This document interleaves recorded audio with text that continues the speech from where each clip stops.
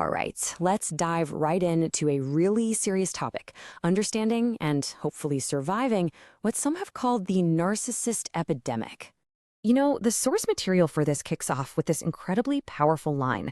It's a feeling that, for so many people who've been in a relationship with this kind of person, just hits home. It's this deep, unsettling feeling of disorientation. And that, right there, is the central question we're digging into. What if that feeling that you're losing your mind, isn't about you at all? What if it's a symptom of something being done to you? And that's because this is often called a silent epidemic. It's a kind of abuse that happens behind closed doors, at home, at work, totally hidden from the outside world. And it leaves the people going through it feeling completely alone, questioning everything they know. Yeah, the whole experience is just profoundly destabilizing. I mean, one minute something is fine, the next, it's a huge problem. You're constantly getting blamed for things that are just not your fault. And this dynamic, whether it's conscious or not, is designed to keep you confused and, honestly, easier to control. Okay, so to really get this, we have to look past the common stereotypes. What is a pathological narcissist, really? Because it goes way, way deeper than just someone who likes to look in the mirror. And what's so telling here is the contrast, right? The myth, the popular image, is just someone who's vain and into themselves. But the reality? The reality is a personality that is fundamentally childish, deeply manipulative, and can be truly genuinely dangerous. This quote from the source material it nails that hidden danger perfectly. All the charm, the friendliness. So often it's just a mask, a performance. And that monster? Well, that's the cold, hard rage that comes out the second they don't get exactly what they want. This all comes from a fundamental and honestly scary disconnect.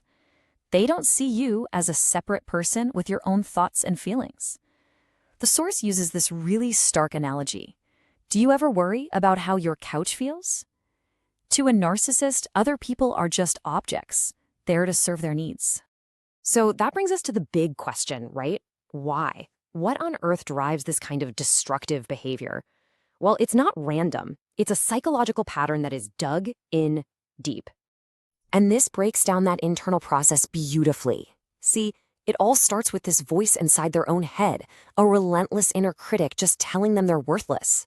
So to hide from that shame, they build this huge, arrogant false self. But that self-hatred has to go somewhere.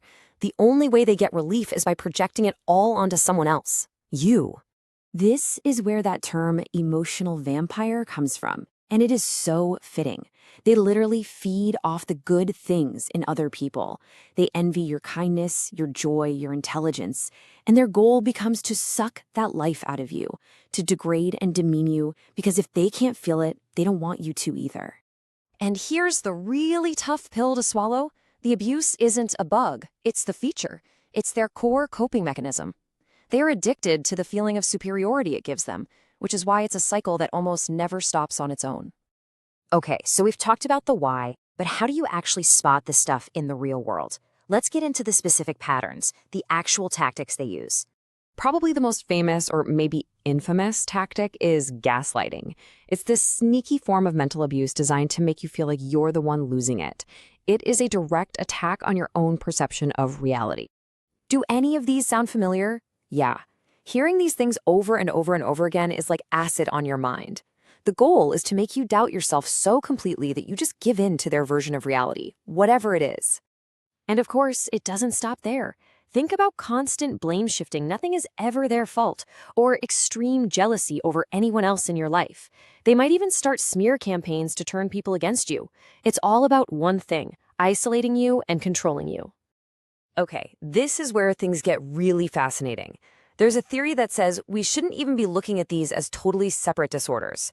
Instead, we should see them as points along a single spectrum. And this visual? It lays it all out perfectly.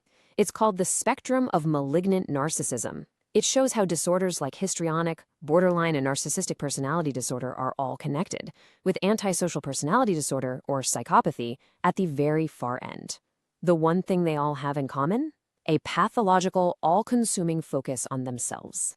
Look, I know this all sounds incredibly dark and heavy, but understanding these dynamics, that is the very first step toward getting your power back. So, let's talk about the path forward. If you take one thing away from this whole explainer, please let it be this.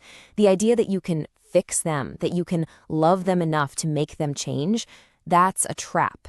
The only thing you can do, the only effective action, is to get out of the way. So real healing, it starts when you can really truly accept these 5 core truths. 1, they will always use you. 2, the relationship will never be equal. 3, everything they say is a manipulation.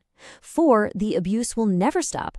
And 5, they are incapable of real love. And this is your power. This is your shield. Their entire world, that whole false self, is built on lies. They count on the fact that what they do is so crazy, so outrageous, that nobody will believe you. Exposing them, just shining a light on the truth, is their absolute greatest fear. And that brings us right back to you, to the final and really the only question that matters now. This isn't just about understanding them, it's about empowering you. Once you can see the playbook, once you can name the manipulations, the power starts to shift. You're not in the dark anymore. So how will you use that light?